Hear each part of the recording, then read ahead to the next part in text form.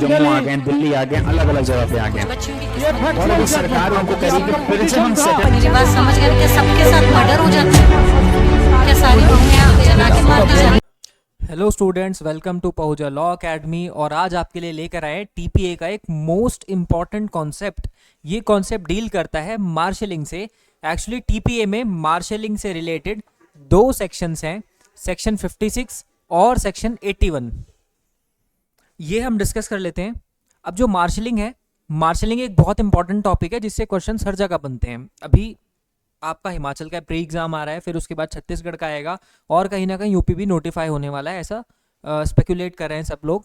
तो यूपी में भी मार्शलिंग बहुत ज़्यादा पूछते हैं, हर जगह मार्शलिंग से क्वेश्चन बनता ही बनता है। अब देखो, मार्शलिंग जो है वो दो सेक्शंस में दिया है, section number 56 and section number 81। अभी जो section number 56 of the TPA है, ये बात करता है मार्शलिंग बाय सब्सिक्वेंट परचेजर के बारे में, और सेक्शन नंबर 81 बात करता है मार्शलिंग बाय सिक्योरिटीज़ के बारे में, मार्शलिंग सिक्योरिटीज के बारे में। अब देखो, मार्शलिंग होता क्या है, इसको एक एग्जांपल से मैं आपको समझा देता हूं।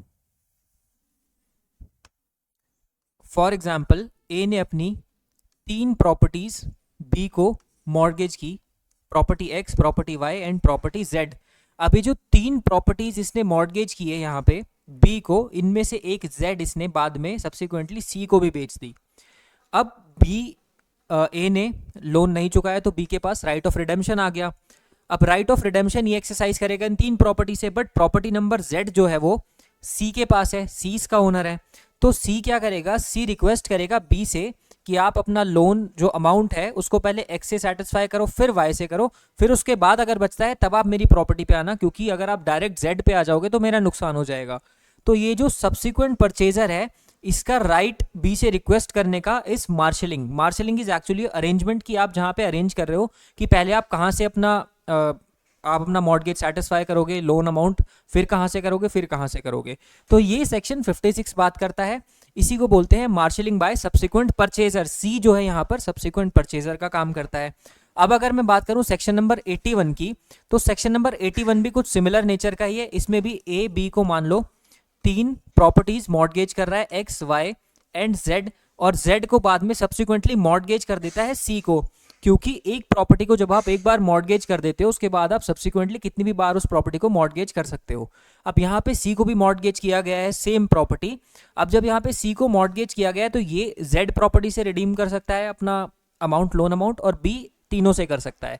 तो यहाँ पे सी बी को रिक्वेस्ट करेगा कि जब आप रिडेम्पशन करोगे, जब आप अपना लोन अमाउंट सेटिस्फाई करोगे, तो आप पहले एक्स या वाई से करना, उसके बाद अगर फिर भी कुछ बचता है तब आप मेरी प्रॉपर्टी पे आना, क्योंकि मेरे पास तो सिर्फ ये जेड प्रॉपर्टी ही है, आपके पास तो तीनों है।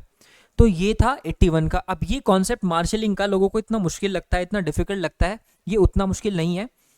आई होप आपको समझ में आ गया होगा एग्जाम्पल के थ्रू मार्शलिंग। अब आप एक बार बेयर एक्ट से पढ़ोगे, केसेस पढ़ोगे, तो आपको अच्छे से समझ में आएगा।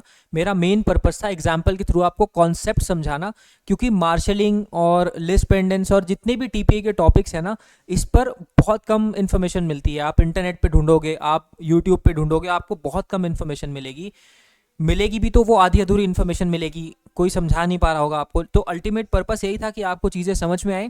आई होप आपको समझ में आई होंगी। Please share this video, like this video and subscribe to our channel, and for more informative videos like this, stay tuned with Pahuja law academy. Thank you. Subscribe for more content.